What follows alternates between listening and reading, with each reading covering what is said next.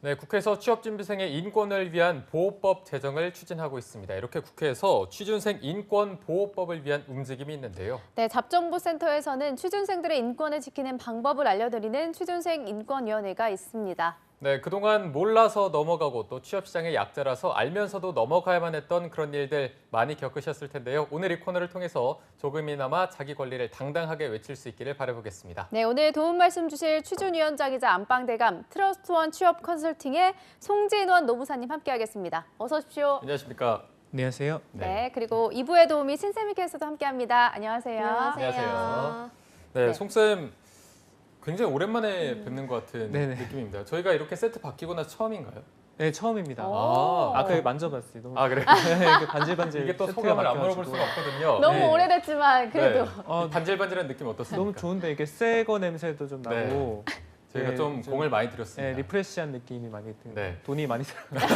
아, 돈도 조금 많이 들었고요. 네. 송쌤이 거의 한 2주 만에, 2, 3주 만에 네네, 나오신 것 같은데 맞습니다. 네. 그동안 좀 어떻게 보내셨어요? 지금 최근에는 이제 부산이라든지 대전에도 계속 일정이 있어서 좀 출장이 잦았어요. 네, 강의를 진짜. 좀 다니시나요? 네, 강의랑 이제 뭐 기업명 밝힐 수 없긴 한데 공기업 면접관으로도 좀 가게 돼서 오. 네, 그런 것들. 그래서 오늘 이제 다루는 것들이 가니까 이제 진짜 현장에서는 사실 공기업마다 되게 노력을 많이 하고 있더라고요. 면접 현장에서는 되게 이제 중요한 이슈이기도 하고 그래서 오늘 다룰 게 뭐 이제 채용 비리라든지 그런 건데 되게 당사자로 이제 가보니까 철저하게 되고 있는 부분은 되게 좋았던 부분이 있어서 같이 좀 공유드리겠습니다. 네, 잘 선생님, 나가는 진호쌤. 잘 나가시네요. 네, 네, 그럼 바로 오늘 본격적인 주제를 소개해 주시죠. 네, 그래서 얼마 전에 이제 공공기관에서 벌어진 거대한 이제 채용 비리가 182건이 적발이 됐었는데 이게 이제 소문으로 그냥 맞냐 틀리냐 또는 이게 진짜 비리가 일어났냐 아니냐에 대해서 지금 확정이 된 사실로 밝혀졌습니다. 이 부분에 따라서 이제 취업준비생들의 분노가 지금 극에 달하고 있는데 그래서 오늘은 이제 그 사실로 드러난 채용 비리 건에 대해서 한번 낱낱이 파헤쳐 보고 그다음에 어떠한 것들이 진짜 실질적으로 이루어져야지 이게 개선될지에 대해서도 저희가 즉각적으로 좀 대응을 하도록 하겠습니다. 네, 알겠습니다. 자, 그럼 오늘의 안건을 신세미 캐스터가 바로 소개해 주시죠. 네, 지난해 국정감사에서 불거진 서울교통공사 친인척 채용 비리 의혹으로 계기로 실시가 됐습니다. 공공기관 채용 비리 전수조사 결과가 나왔는데요. 정부는 지난해 20일 오전에 정부 서울청사에서 국민권익위원회와 기획재정부, 행정안전부, 고용노동부 등 관계부처 합동으로 지난 11월 초부터 3개월 동안 실시한 공공기관 채용 실태 정기 전수조사 결과를 발표를 했습니다. 이번 조사 결과를 보면 채용 비리는 총 182건으로 이 중 부당 청탁이나 친인척 특혜 등 비리 혐의가 짙은 36건에 대해서는 수사 의뢰를 했고요. 채용 과정상 중대 과실 등이 있었던 146건은 징계나 문책을 요구할 방침입니다. 유형별로는 신규 채용 관련 채용 비리가 158건, 정규직 전환 관련은 24건으로 특히 16건 같은 경우는 친인척 채용 비리 의혹이 있는 것으로 확인이 됐고요. 이와 별도로는 채용 규정이 불명확하거나 규정 미비 등 업무 부주의 사안은 2,452건이 발견이 됐습니다. 수사 의뢰 대상 채용 비리가 발생한 곳은 근로복지공단과 경북대 병원 등 31곳이었고요. 징계 요구건이 있는 곳은 산업은행과 한국조폐공사 등 112곳이었습니다. 비리 내용을 보면 믿기 어려울 정도로 매우 심각한 수준인데요.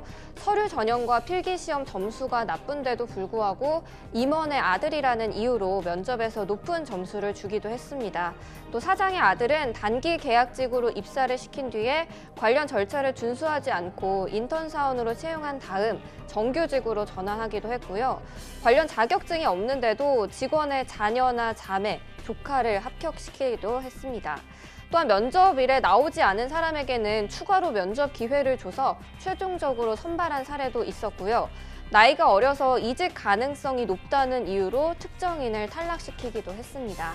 이렇게 채용 비리의 문제가 연이어서 터지면서 기업들에 대한 취준생들의 상처는 커져만 가는데 이번 경우에도 견책이나 훈계 등 경징계로 그칠 것으로 전망이 되면서 큰 물의를 일으키고 있습니다. 따라서 오늘 취준생 인권위원회 안건으로는 취준생 꿈과 희망을 약탈하는 채용 비리, 과연 뿌리를 뽑을 수 있을까입니다. 네. 이번에도 어김없이 터져버렸습니다. 요즘같이 취업이 참 어려운데 취준생들 굉장히 노력을 많이 하고 있는 가운데 이런 비리 기사를 접할 때마다 정말 가슴이 아플 것 같아요. 네. 이런 채용 비리 사건이 연관된 사람들 어떤 처벌을 받게 되는지부터 알려주시죠. 그렇죠. 이제 수사 의뢰 또는 징계 대상이 됐던 이제 그 공사라든지 공기업의 임직원을 좀 나눠서 구분해 보자면 임직원의 경우는 지금 7명이 지금 수사 대상에 있는데요. 그중에 3명은 지금 즉시 직무정지가 되었고 그다음에 검찰 기소 결과에 따라서 이제 즉시 해임이 되는 사항입니다. 나머지 4명에 대해서는 기간 사규에 따라서 신분상의 조치가 이루어지는데 이 부분은 경징계가 이루어지지 않도록 저희가 좀 촉구를 했으면 좋겠습니다. 그다음 직원 281명에 대해서는 실제 지금 즉시 업무에서 배제가 되고 검찰 기소 때 절차에 따라서 해임까지 지금 이루어지고 있는 상황이고요. 부정 합격자들 또한 이제 본인들이 그냥 추천을 받아서 들어갔다고 하더라도 이 부분도 같이 해임까지 되는 상황입니다. 네. 그래서 예전에는 견책이라든지 훈계 등에 머물렀으나 지금 이게 사회적으로 엄청난 지탄을 받고 계속 공정성에 대한 이슈가 있기 때문에 충분한 이제 그 중징계 이상의 해임이라든지 그 부분 이상의 하는 것들이 좀 진행되고 있는 상황이고요. 실제 부정 합격자 규모는 아까 말씀드린 대로 현재는 뭐 잠정 13명인데 훨씬 더 많다고 보여져요. 그래서 이 부분은 수사가 좀 확대되고 재조사가 이루어질 방침에 따라서 훨씬 더 좀 많아질 예정입니다. 네. 이게 뭐 비리에 참여한 사람들은 당연히 처벌을 받는 게 마땅하겠는데 여태까지 봤을 때는 아 진짜 사이다다 속이 시원한 처벌을 받은 사례가 기억이 딱히 안 나거든요. 이게 그래서 법적으로 봤을 때 채용 비리가 그렇게 무거운 범죄가 아닌 건지 어떤가요? 그렇죠. 그 채용 비리라는 게 예전에는 사실 뭐 이제 학연, 혈연, 지연이라는 게 사실 암묵적으로는 다 알고 있었던 사실이고 이게 법적 위반이라는 그 인식 자체를 안 하셨어요, 다들. 그러다 보니까 이제 채용 비리라는 것보다는 그냥 추천해줘서 검증된 인원이 채용됐다라는 어느 정도 도덕적으로 본인들이 이제 해이를 갖고 있었던 것인데 이건 사실 지금 취업준비생들이 경쟁률이 100대 1도 아니고 뭐 1000대 1을 넘는 상황에서 확실한 지금 사회적인 제일 기초의 공정성이 무너진 거예요. 그래서 네. 이 부분은 확실하게 좀 저희가 처벌해야 되는 게 맞다고 확신이 들고 지금 뭐 다행히도 정부에서도 이 부분에 대해서는 경징을 그칠 게 아니다. 무조건 중징계 해야 되고 해임까지 가야 되는 사항이라고 다행히 인식을 최근에 해서 지금 수정의 사항이 있다고 좀 생각이 듭니다. 네. 그러면 정부에서 어떤 식으로 네. 조치를 취할 거라는 입장을 밝힌 게 있나요? 그렇죠. 지금 이제 그 채용 비리 잠정 피해자들이 지금 잠정적으로 한 55명 정도가 있습니다. 그래서 그분들은 현재 어느 정도 구제 절차를 밟게 되냐면 만약 떨어진 그 단계, 그러니까 붙었다고 가정하고 그 다음 단계를 이제 시험을 보게 되거든요. 만약에 최종에서 떨어졌으면 그 다음 단계는 합격이겠죠. 그래서 합격을 시켜주는 것이고 서류에서 탈락했을 경우에는 서류에 붙어서 면접까지 보게 되는 그런 이제 제가 봤을 땐 소극적인 대처긴 한데 어쨌든 지금 다시 한번 기회를 주는 방식으로 되어 있고요. 근데 이제 뭐 4가지 개선 대책을 발표했어요. 그거하고 별개로 그 4가지에 대해서 좀 하나씩 말씀드리면 좋을 것 같고요. 첫 번째는 이제 그 공공기관마다 다들 이제 중징계냐 경징계냐 내부적인 규정들이 달랐습니다. 그래서 이 부분은 정부에서 양정 기준을 확립을 하고 어느 정도 이제 징계 이하로는 받을 수 없도록 지금 가이드라인을 준 게 있고요. 두 번째는 이제 특별조사, 그러니까 이제 많이 걸린 곳들이 있죠. 지금도 보면은 이제 한 건 이상이 계속 적발이 된 곳들은 당장 한 번만 하고 그만두는 것이 아니라 계속 세밀하게 좀 통제를 받고 있다는 두 번째 가이드라인이 있었고, 세 번째는 저는 이 세네 번째가 되게 적극적인 것 같아요. 일단은 그 채용 과정이라든지 실제 특별 채용에 대한 규정 등을 워크넷이라든지 저희가 볼 수 있게끔 올려놓고 우리는 여기에 한해서는 합리적으로 우대 채용을 한다라고 하는 것을 의무적으로 명시하게끔 되는 게 세 번째고요. 네 번째는 이제 현재 뭐 채용 절차법이라든지 공정거래법 또는 청탁금지법 등의 개정에 따라서 실제 이제 홈페이지에 그 친인척 채용 현황을 실제 의무적으로 올려놓게끔 하는 게 네 번째 가이드라인입니다. 네. 제가 봤을 땐 좀 사실은 외양간 속옷치기 같은 느낌이 있긴 한데 그럼에도 불구하고 앞으로는 뭐 4가지 정도를 하겠다고 하니 전 조금은 마음에 들지만 부족한 부분에 있습니다. 네, 알겠습니다. 말씀해주신 대로 이제 세네 번째가 조금 적극적인 대책이 네. 아닌가 싶은데 전체적으로 보셨을 때는 네. 아직도 좀 미흡하다 이렇게 보시는 거죠? 그렇죠. 저희가 이제 채용 비리는 지금 저희 코너에서 한 5번 이상 다뤘어요. 근데 그때마다 제가 했던 말이 뭐냐면 이 소극적인 대처가 아닌 적극적인 대처, 좀 쉬운 말로 하면 손해배상을 청구를 할 수 있게끔 해야 된다고 봐요. 왜냐하면 취업준비생들이 지금 벌써 반년이 넘었잖아요. 반년 동안 취업을 했고 나이는 들었단 말이죠.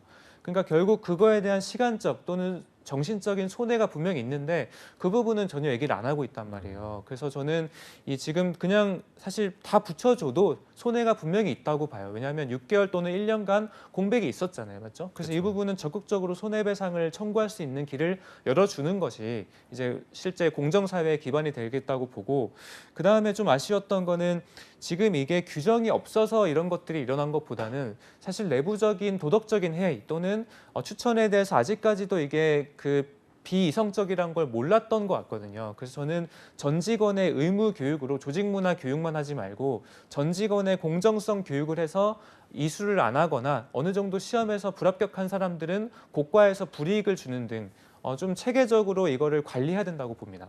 그래서 저는 네. 그 두 가지 정도 말씀드리고 싶습니다. 예, 네. 알겠습니다. 아마 방송을 보고 있는 시청자분들 중에서도 총쌤의 말에 공감하시는 분들이 많을 것 같고 네. 저희도 굉장히 큰 공감이 되는데 아무래도 취준생들이 가장 많이 상처를 받았을 거잖아요. 송쌤의 따뜻한 위로 한 말씀 부탁드립니다. 그러니까 이게 이제 저도 보면은 주변에 추천받아서 들어가는 곳들이 사실 공기업만 이 정도지 사기업은 훨씬 더 많아요. 그래서 그때마다 저도 사실 상대적인 박탈감을 많이 느끼기도 하고, 그러니까 취업준비생들은 오죽하면 더 그러겠어요, 사실. 그래서 저희가 이제 뭐 취업준비생들한테 이런 사태를 좀 개선하라고 뭐 하긴 좀 어렵고, 저희 이제 그 직업방송이라든지 제가 계속 이제 이런 것들을 이슈화시키고 저희 방송을 보는 분들에게도 계속 이제 경각심을 줄 테니 일단은 뭐 어쩔 수 없는 말이지만 본인의 실력을 좀 더 갈고 닦아서 송곳이 어디 들어가도 튀어나오게끔 하는 것들이 먼저 좀 돼야 되지 않나. 그래서 위로를 잘 못 드려서 좀 죄송하네요. 네, 위로가 되지 않았을까 네. 싶고요. 신세미 캐스터도 위로의 한마디 좀 부탁드리겠습니다. 네, 취준생 인권위원회를 함께 하면서 뭐 기업 내 갑질 이런 것도 있지만 채용 비리 사건이 제일 화가 나는 것 같습니다. 취준생 여러분들도 속상함을 넘어서 화가 많이 나실 것 같은데요. 이번 기회라도 함께 좀 문제에 관심을 가지고 다 같이 좀 고쳐 나가려고 노력을 하면 어느 정도 효과가 좀 있지 않을까 이렇게 생각을 합니다. 힘내시기 바랍니다. 네,